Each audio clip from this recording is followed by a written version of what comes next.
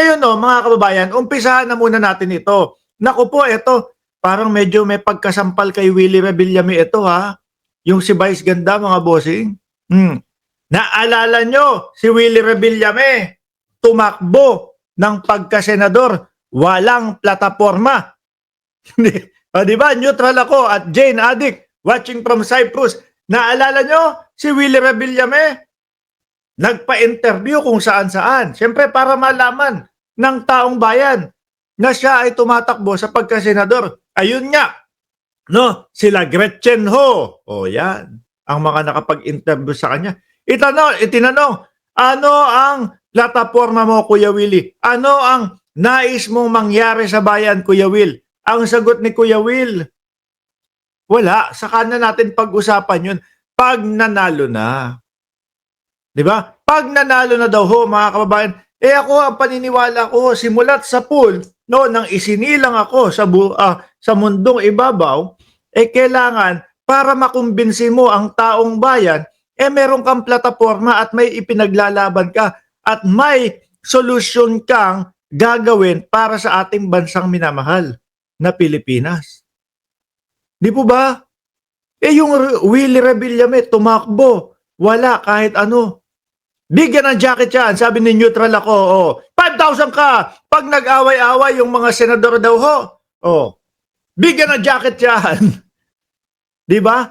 Yung mga ano ni Kuya Will, mga kampanya niya, di po ba parang ginawa lang niyang yung wawawin? Ganun lang yung ginawa niya eh. Walang nailatag na plataforma. O eto si Vice Ganda, ngayon mga kababayan, may naisip na batas. O biruin nyo yan hindi naman tumatakbo. Hindi tumakbo. May naisip na batas para sa pamasahe ng mga estudyante daw, mga boss. Yan tipo bang ganyan? Pero tingin ko naman hindi to tatakbo, mga kababayan. Hindi tatakbo to sa 2028. Wala lang, gusto niya lang ipamahagi, no? Na meron siyang naiisip na solusyon para doon sa mga kabataan natin na alam nyo na, mga bossing, di ba? Na kapos. Yan pong mga pamagkamagkano, 10-10 piso na matitipid sa pamasahe, malaking bagay po yan, no? Ano ba tong sinasabi ni Vice Ganda? Sabi niya dito, usap-usapan ng mga netizen ang naisip daw na panukalang batas ni Ann Cabogabol Star, Vice Ganda, na makikinabang ang mga estudyante na nagko-commute kapag papasok na sila ng paaralan. Sabi ni Meme Vice habang nag-host sa isang segment, Step in the Name of Love. Aba, ano yun? Kanta ni R. Kelly yun Alam mo, parang bigla kong naisip. Parang magandang project o batas, no? Yung mga bata, yung mga estudyante, wala nang bayad sa pamasahe. Tapos, yung mga driver, i-claim na lang nila somewhere kung ilan yung sumakay sa kanilang estudyante, tapos gobyerno ang magbabayad ng pamasahe. Ayan, di ba? Eto ho, mga bossing, yung kay Vice Ganda, medyo malapit po sa katotohanan No? Medyo malapit po sa katotohanan hindi naman ganun kalaki. Hindi kagaya nung iniisip ni Marcoleta na 2,000 kada pamilya. Pag 2,000 ang iyong bill sa kuryente, libre na. Yun, medyo malayo sa katotohanan. Pero ho, mga kababayan, kapag nagawa ni Marcoleta yun, sasaludo tayo sa kanya.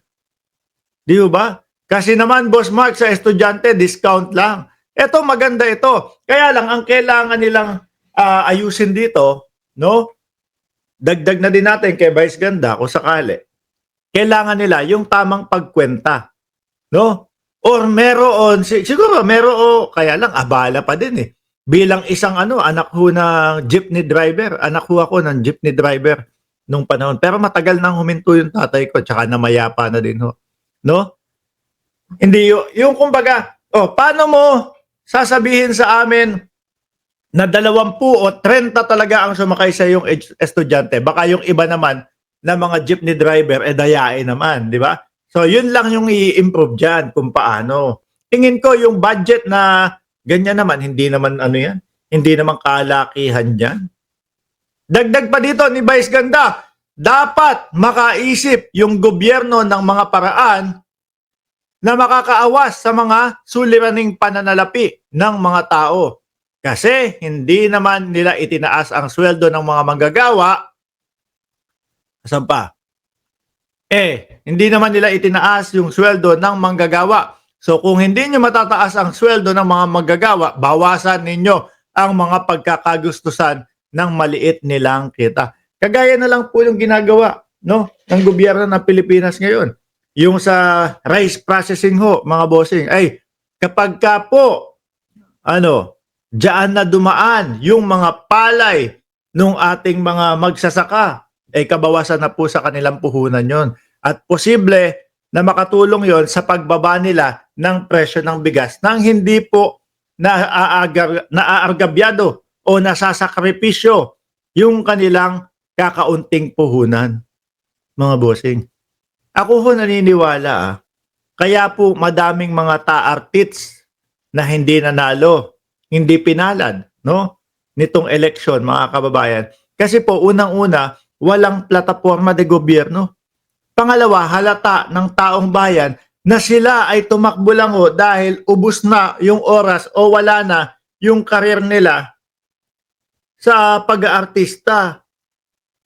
Di po ba? O ano next step mo? Wala na yung ano mo wala na yung ningning mo sa pagiging artista. Tatakbo ako senador. O buko ng taong bayan yun. Tapos pag akyat ng entablado, ipaliwanag mo, ano ang gagawin mo sa Senado? Bring him home. Di ba? Bring him home. Sabi ni Jaime Marcelo Castillo, watching from De La Costa Homes to Novaliches, salbahe si Robin Padilla. Bakit ayaw nila ng hustisya? Dapat harapin ni Roque ang kanyang asunto. Oo nga ho. Tinatakbuhan no?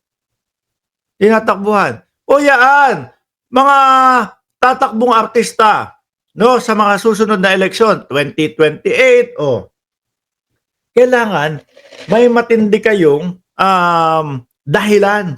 Bakit kayo iboboto ng sambayan ng Pilipino? Bakit kayo iluluklok ng mamamayang Pilipino sa posisyon na inaasam ninyo? Pero siyempre hindi pwede yung, ito ganito, para ako sa mahihirap. No? Gagawin ko ganito, babagsak ko o libre na ang kuryente. Kailangan nakaakibat doon yung pag-explain kung paano mo gagawin yon. Kasi baka meron mga artista, sige, sasabihin ko ganito, na libre na yung kuryente, 2,000, tapos wala naman palang naiisip na na paraan kung paano mangyayari yung sinasabi niyang ganun, di ba? Kailangan may nakaakibat na pagpapaliwanag para maramdaman ng mamamayang Pilipino na totoo at sincero yung inyong mga iniisip. Hindi yung, kasi tatakbo lang yan kaya nasasabi niyang ganyan